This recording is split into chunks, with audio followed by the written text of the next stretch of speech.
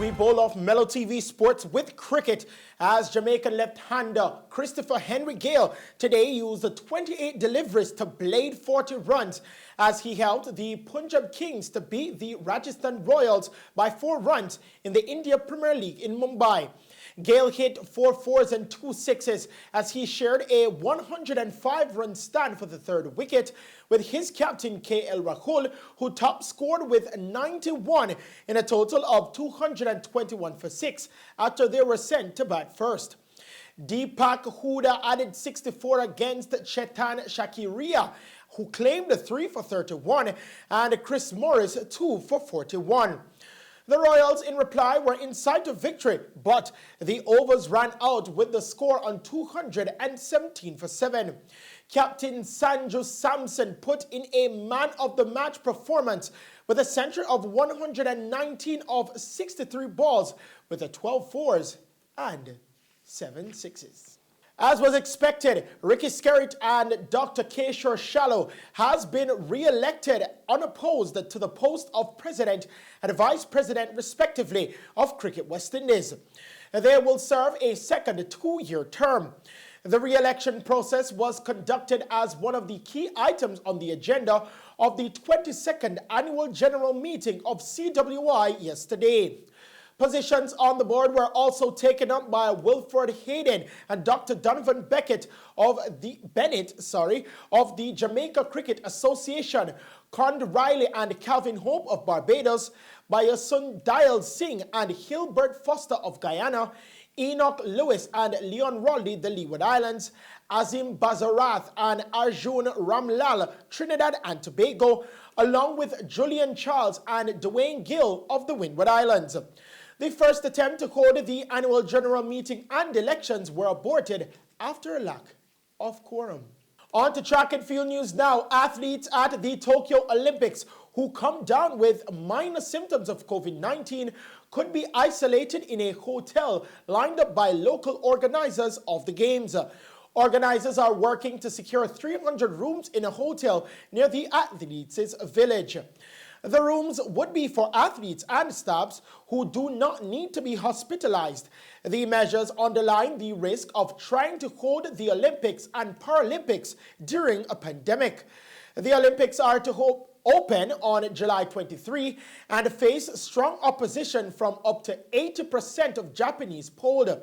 The Olympics and Paralympics will involve about 15,000 athletes from more than 200 nations and territories and tens of thousands of other officials, judges, administrators, media, and broadcasters. Organizers and the International Olympic Committee, IOC, have banned France from abroad from attending.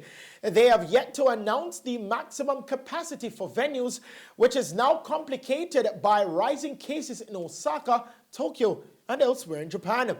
Tokyo today began to employ tougher measures to curb the rapid spread of the virus. It will allow Tokyo's governor to impose shorter opening hours for bars and restaurants, mandate punishment, and award compensation to those who comply.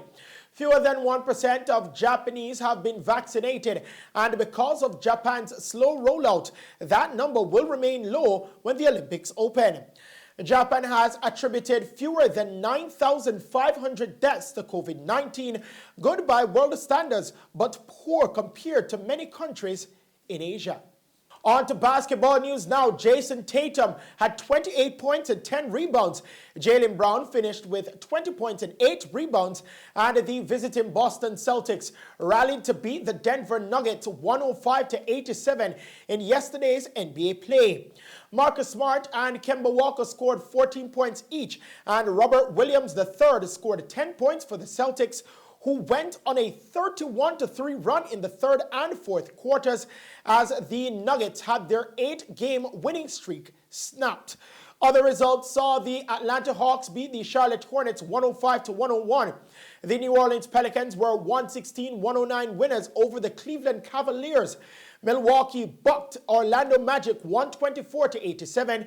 New York nicked Toronto 102-96.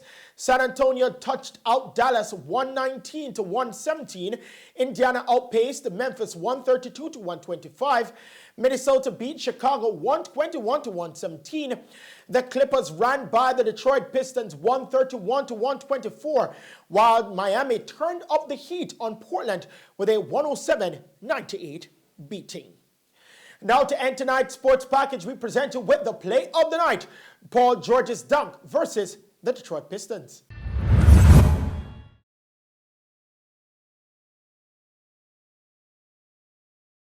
The last few games, Batum has been very quick with the trigger, regardless of the shot clock. When he catches, he's making a quick decision. Paul George. Oh my goodness! How nasty!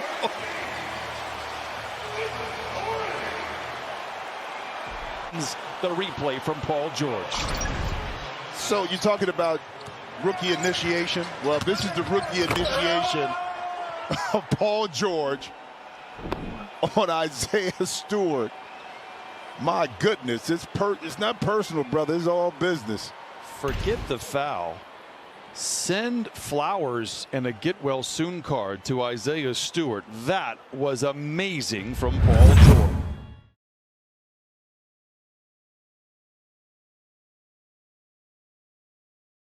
And those are the stories making sports news tonight. We now head back to the news desk with Tamara Mikhail.